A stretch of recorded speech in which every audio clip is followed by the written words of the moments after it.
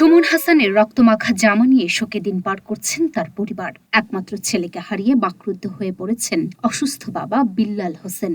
বৈষম্য বিরোধী ছাত্র জনতার আন্দোলনে গিয়ে সাভার থানা রোডের সামনে গত বছরের 5 আগস্ট পুলিশের গুলিতে নিহত হন সুমন।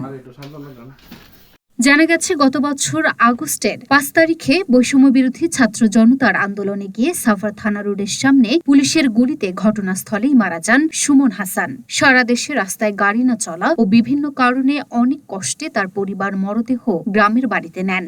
সুমন হাসানের পরিবারের কবর দেওয়ার জায়গা না থাকায় মরদেহ দাফনেও সমস্যা সৃষ্টি হয়। পরে মরদেহ বাড়ির উঠোনে রেখে বাড়ি থেকে প্রায় 2 কিলোমিটার দূরে একটি কবরস্থানের পাশে 30,000 টাকায় এক খণ্ড জমি কিনে তাকে দাফন করা হয়। শান্তির ঘর যে 5 তারিখে শেখ হাসিনা যাবো গা যায় হেরে যে আগুন লাগাই থেকে যাবো, ও যে গুলি করে আমার ভাই পুত্রার মারা থেকে গেল দিয়া যে পলাইলো, এটার আমরা বিচার চাই।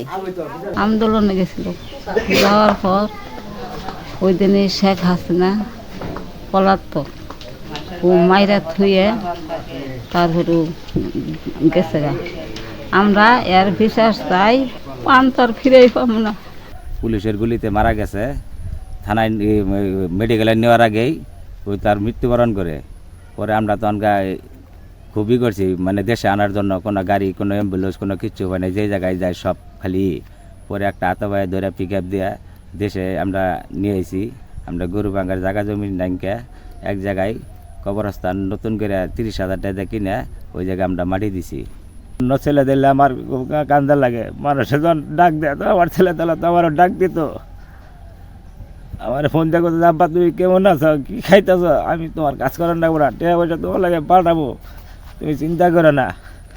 আমার কেউ ডাক দেয় না আমারে। আমি আর দেশবাসী আর ছেলের কাছে আমি বিচার চাই। শেখ হাসিনার নামে মামলা করছি, হেঁটে ফাঁসি হয়।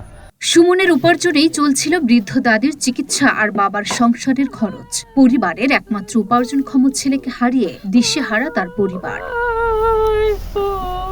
নিহত সুমনের পরিবারকে সরকারিভাবে কিছু সহায়তা প্রদান করা হয়েছে বলে জানান উপজেলা নির্বাহী কর্মকর্তা। সরকারিভাবে আরো কোনো সহায়তা পেলে তার পরিবারের কাছে সেটিও পৌঁছে দেওয়া হবে বলে জানান তিনি। সুমনের মৃত্যুর ঘটনায় সাভার থানায় একটি হত্যা মামলা দায়ের করা হয়েছে।